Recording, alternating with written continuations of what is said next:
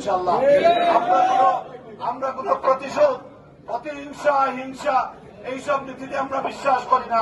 আপনারা করেন না কেউ? আমরা সংখ্যালঘু ভাই হল যারা আছেন এই দেশ সকল নাগরিকর সবার নিশ্চয়তা আমরা দিতে হইব।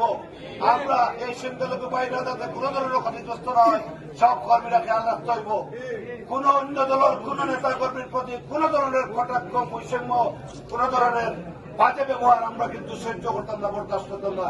আমরা চাই একটা এক্সেপশনাল, অত্যন্ত গ্রহণযোগ্য এবং সর্বজন গ্রহণযোগ্য একটা আচার আচরণ সঙ্গে মেনটেন করা, যার মাধ্যমে এই বিয়ানীবাজার গোলাপগঞ্জবাসী অন্তত বুঝতে পারে যে অন্যান্য দান থাকে আগে যারা আসতে এলার থাকে আমরা কতটুকু আলাদা এটা আমরা বুঝাইতাম। এইসব জিনিস আপনারা আমার লোকে সহযোগিতা করবেন।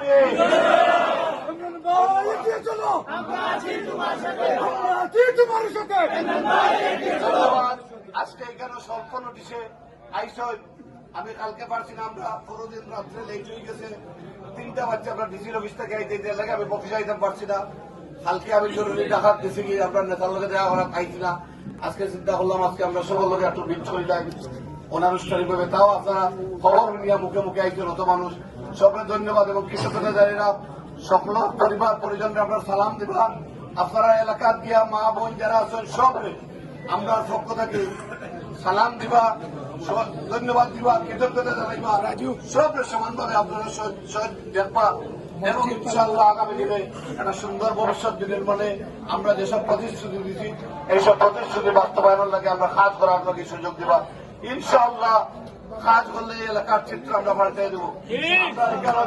উপজেলা নেতৃবৃন্দ, জেলা নেতৃবৃন্দ আসই, সকল নেতৃবৃন্দ আসই, আমি সব কৃতজ্ঞতা জানাইলাম। তারা অত্যন্ত সুন্দরভাবে আমরা উপজেলা পৌর বিএনপির নেতৃবৃন্দ সহ সকল নেতৃবৃন্দ অত্যন্ত পরিশ্রম করতে, যুবদল, ছাত্রদল, স্বেচ্ছাসেবক দল, শ্রমিক দল, জাসাস, কৃষক দল সহ আরো যেসব নেতৃবৃন্দ, সকল স্তরের নেতৃবৃন্দ, মহিলা দল সব আমি কৃতজ্ঞতা জানাইলাম। অত্যন্ত পরিশ্রম আকারে আপনারা কষ্ট করছেন, ধৈর্য ধরছেন, আপনারা ফ্যামিলির বাদ দিয়ে সময় দিচ্ছেন, অনেকে অর্থ ব্যয় করছেন, এলাকা আমি কৃতজ্ঞতা জানাইলাম। প্রচারণার সময় অনেক ভুলভ্রান্তি হইতে পারে, অনেক আমি হয়তো রাগ করতে পারি, আপনার নেতৃবৃন্দ রাগ করতে পারে, দয়া করে মনে করছে নিবানা দ্বারা এটা আমরা একটা পরিবার ভাই ভাই হিসাবে হয়েছি, এটার লাগে দয়া করে আপনারা খুব সুন্দর দৃষ্টিতে দেখবা। ইনশাআল্লাহ এইসব জিনিস থেকে শিক্ষা নিয়ে ভবিষ্যৎ প্রজন্ম লাগে আমরা একটা সুন্দর ভবিষ্যৎ গড়িয়ে দিতাম, এই লক্ষ্যে আমরা কাজ করতাম। সবাই ধন্যবাদ। এবং পর্যায়ক্রমে যেহেতু রোজার সামনে আমরা শুরু করবো, যেহেতু রোজার সামনে আমি শুরু করিলাম, আমরা পর্যায়ক্রমে প্রতিটা ইউনিয়নেও আমরা দোয়া চেষ্টা করবো, ইফতার মহফিলের মাধ্যমে আমরা সহযোগিতা করা বা ইফতার মহফিলের মাধ্যমে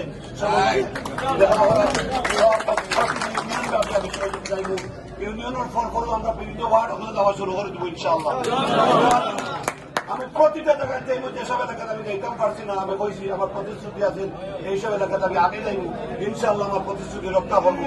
আমি যেসব এলাকাতে গেছি না অথচ তারা আমার মায়া করছে, অনেক এলাকাতে আছে মায়া করুকা কি না করুকা, যেসব এলাকাতে গেছি না আমি এই এলাকায় পয়লা যাইব, আমি কইছি এগুলো আমরা শুরু করবো ইনশাআল্লাহ। আপনারা পরিশেষে ধন্যবাদ এবং কৃতজ্ঞতা জানাইলাম। আবারও আপনারা এই গোলাপগঞ্জ বিয়ানীবাজার পক্ষ থেকে, বিশেষ করে এই এলাকা তো গোলাপগঞ্জ, কালকে আমি বিয়ানীবাজার দেখব, আমার বিয়ানীবাজারের সব নেতা কর্মীকে দেওয়া হতো, সবরে আবারও আমার সালাম, শ্রদ্ধা এবং ভালোবাসা এবং শুভেচ্ছা জানিয়ে আমি আমার বক্তব্য শেষ করলাম। সবাই ধন্যবাদ। আসসালামু আলাইকুম। বাংলাদেশ জিন্দাবাদ, আমাদের প্রিয় নেতা আগামী প্রধানমন্ত্রী তারেক রহমান।